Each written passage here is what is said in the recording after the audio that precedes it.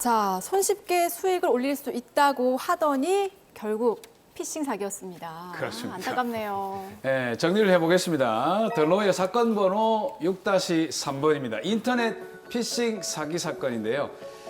주인공 김백수 씨는 최근 코로나19로 일자리를 잃고 고민하던 중에 대박 투자에 관심을 갖게 됩니다. 예. 그러다가 SNS를 통해서 사기범인 나상범을 알게 되고 나상범이 접근을 하게 됩니다.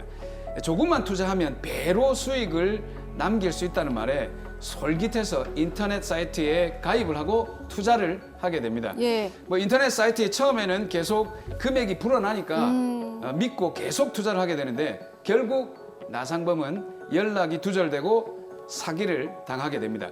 근데 알고 보니까 대출을 알아보던 중에 계좌를 제공했던 박대기 씨도 이 사건에 연루가 되었습니다. 예. 박대기 씨는 나상범의 대출 광고를 보고 연락을 했고 자기가 피싱 사기 사건에 연루되어 있다는 걸 모른 채 오로지 대출을 위해 계좌를 제공을 하고 네. 계좌에 입금되었던 돈을 인출을 해서 나상범이 알려준 사람에게 전달만 했는데 뭐 이후에 나상범이 연락이 두절돼도 자신이 입은 피해는 없기 때문에 고민 없이 생활을 계속하던 중에 경찰에 연락을 받게 됩니다. 네. 정말 이 드라마 속의 나상범이라는 사람은 여러 사람들을 지능적으로 이용하는 악질 사기범이다라는 생각이 드는데, 자, 이영준 변호사님, 이거 사기범 맞죠? 네, 맞습니다. 예. 드라마 속 나상범은 형법상 사기죄, 전자금융거래법 위반죄로 처벌을 받을 수가 있고 민사상 김백수 씨에게 손해배상 책임을 부담하게 됩니다. 예. 하지만 현실적으로는 저런 피싱 사기범들은 해외에 있을 확률이 높기 때문에 빠르게 검거하는 것이 매우 어려운 것이 현실입니다. 맞아요. 이게 또 잡을 수 없다니까 굉장히 화가 나는데 중요한 거는 여기에는 보면 또 억울하게 연루된 사람이 있거든요. 바로 박대기 씨인데 단순히 대출을 받기 위해서 계좌를 제공했단 말이에요. 이런 경우에도 처벌을 받습니까? 나상범과의 통화 녹취 등 증거를 가지고 있다면 자신도 속았다는 사정을 설명해서 네. 충분히 처벌받지 않을 수는 있습니다. 근데 증거가 없는 경우도 있잖아요. 네, 안타깝게도 대부분 이런 분들이 자신을 보호할 증거를 가지고 있지 않은 게 문제입니다. 예. 그러한 증거가 없으면 박대기 씨의 행위 자체로만 봤을 때 사기죄 공범, 전자금융거래법 위반죄, 횡령죄 등으로 처벌받을 우려가 있어요. 증거가 없더라도 자신의 사정을 최대한 설득력 있게 수사관에게 설명을 해야 처벌을 받지 않을 수가 있습니다. 네. 이런 부분이 사실은 설명이 잘 안 되시기 때문에 저희 같은 그런 형사 전문 변호사들을 찾는 경우들이 많습니다. 돈을 인출해서 그냥 다른 사람에게 전달만 했을 뿐인데도 횡령죄가 성립된다, 이 말씀이시네요. 그런데 요즘 피싱 사기범들이 일반인들을 운반책으로 사용하고 있어서 문제가 많이 되고 있습니다. 아니 근데 이거 일반인을 어떻게 운반책으로 이용을 하게 되죠? 잘 이해가 안 되실 수가 있는데요. 대부업체 고액 알바라는 식으로 광고를 해서 사람을 모읍니다. 정상적인 금융거래가 어려운 사람들이 많이 찾아오는 곳이라고 소개를 하고 그런 사람들에게 현금을 전달해야 한다라고 설명을 하는 거죠. 네. 현금을 전달하면 수수료 10만 원 정도 주는 것으로 해서 유혹을 하는 겁니다. 이게 아무리 대부업체라고 해도 몰랐을까라는 의심이 들기도 하는데 또 다르게 생각해보면 돈이 급하다 보면 그런 의심을 지우고 그냥 하게 될 수도 있는 것 같기도 해요. 그런데 이 운반책 역할을 한 분도 박대기 씨처럼 자신도 모르는 사이에 범죄에 연루가 됐다는 말이죠. 이럴 때도 처벌을 받습니까? 어떻습니까? 모르고 가담했더라도 피싱 조직원의 사기죄 공범으로 조사를 받을 가능성은 매우 높습니다. 네.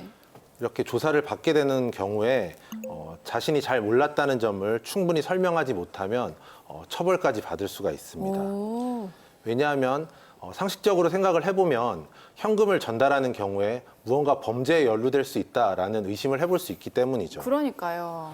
특히 상당한 대가를 받았다는 점에서 범죄를 알면서도 가담했다고 의심받을 수가 있는 것입니다. 근데 이게 진짜로 어려운 형편의 단지 아르바이트를 하기 위해서 그런 걸 수도 있거든요. 그 사람은 맞아요. 구제받을 수 없습니까? 만약에 그 아르바이트와 관련해가지고 그 사기범인 사람하고 대화하거나 메시지 주고받은 것을 증거로 가지고 있다면 구제받을 수가 있습니다. 예, 어쨌든 증거를 좀 잘 모아둬야 될 것 같은데 자기도 모르는 사이 범죄에 연루가 됐고 그 책임까지 져야 된다면 정말 억울할 것 같은데요. 그렇죠. 본인은 억울하겠죠. 예. 하지만 피해자 입장도 한번 생각을 해봐야 됩니다. 김백수 씨는 자신의 욕심 때문에 피해를 당한 경우이긴 하지만 가족 보이스피싱처럼 정말 눈 뜨고 코 베이듯이 사기를 당하는 분들도 많거든요. 어. 이러한 범죄를 막으려면 상식에 어긋난다 싶은 일로 돈을 준다라고 하면 한번 의심을 해봐야 됩니다. 예, 참 저런 수법으로 조직원이 아닌 일반인을 연루시키는 사례가 많다고 들었는데 정말 조심을 하셔야겠습니다. 자, 그러면요, 변호사님. 모르는 돈이 만약에 내 계좌로 들어왔다. 이럴 때는 어떻게 해야 될까요? 예, 일단 기분은 좋으시겠지만은 그러니까 누가 왜 보낸 것인지 확인되기 전에는 함부로 꺼내 쓰시면 안 됩니다. 내 돈인데도요? 예, 이게 내 통장에 들어온 돈 내 마음대로 쓰지도 못하느냐라고 좀 가볍게 생각하시는 분들이 계실 텐데 예. 절대로 그렇지가 않습니다. 계좌에 착오로 잘못 입금된 돈을 임의로 소비하시는 행위는 횡령죄에 해당하실 수가 있고요. 횡령죄는 5년 이하의 징역 또는 1,500만 원 이하의 벌금에 처해지는 중한 범죄입니다. 따라서 자칫 함부로 돈을 인출해 쓰셨다가는 처벌을 받으실 수가 있는 것이죠. 따라서 출처불명의 돈이 들어왔다면 즉시 그 사실을 금융기관에 알리셔야 하고 급한 용무가 있으셔서 그 계좌를 꼭 써야만 하신다면 그 정체불명의 돈은 그대로 남겨둔 상태로 거래를 하시는 게 좋을 것 같습니다. 야, 이게 공짜라고 하면 양잿물도 마신다는 얘기 있는데 공짜면 양잿물은 절대로 마시면 안 되겠습니다. 세상엔 공짜가 없네요. 네. 또 예전에는 전화로 보이스피싱을 당하는 경우가 대부분이었는데 요즘에는 정말 수법이 교묘해지고 정교해지고 있는 것 같습니다. 정말 그 제목처럼 나도 모르는 사이에 당하는 수가 있을 것 같네요. 그렇습니다. 뭐 최근에 보면은 코로나19 때문에 비대면 금융 거래가 상당히 늘어나고 있는데 그것 때문에 보이스피싱 같은 전화 금융 사기가 상당히 많아지고 있습니다. 맞아요. 미리 피싱 사기 유형을 좀 알면 좀 피할 수 있을 것 같은데 오늘 여기 또 정리의 요정으로 승격을 하신 강은실 변호사님이 계시니까 유형별로 좀 정리를 좀 해주시죠. 최근에 진화한 피싱 사기 유형을 보면 전화나 문자는 기본이고 SNS, 인터넷 사이트 등 다양한 전자통신 수단으로 진행되고 있습니다. 대표적인 보이스피싱 수법은 유선전화 발신번호를 수사기관 등으로 조작해서 자금을 편취하는 방법입니다. 네. 주로 엄마, 아빠, 나 사고 났어, 여기로 돈 좀 붙여줘 하는 방법인데요. 우체국, 검찰청 핑계는 다양하지만 무조건 돈을 요구합니다. 네. 맞아. 저도 이제 예전에 전화 와서 들어보면 말투도 굉장히 이상하더라고요. 말투가요? 지갑을 잃어버리셔서 거기 있던 신분증이 도용을 당했습니다. 이런 식으로 약간 좀 우리나라 말투가 아니에요. 아 그래요? 저 세상 말투인데 네. 요즘에는 또 문자로도 이런 피싱들 많이 이루어지잖아요. 네, 맞습니다. 문자 피싱은 말 그대로 문자로 피싱 사이트를 보내는 수법인데요. 문자를 클릭하면 은행과 비슷한 홈페이지로 연결이 되고 개인정보를 작성하게 한 다음에 그 정보를 이용해서 자금을 인출하게 합니다. 사실 은행이 문자를 통해서 개인정보를 요구하는 경우는 없기 때문에 주의하셔야 됩니다. 아 근데 요즘에는 이런 것도 있더라고요. SNS 친구인 척하면서 돈을 보내라. 아, 이런 경우도 좀 있거든요. 예.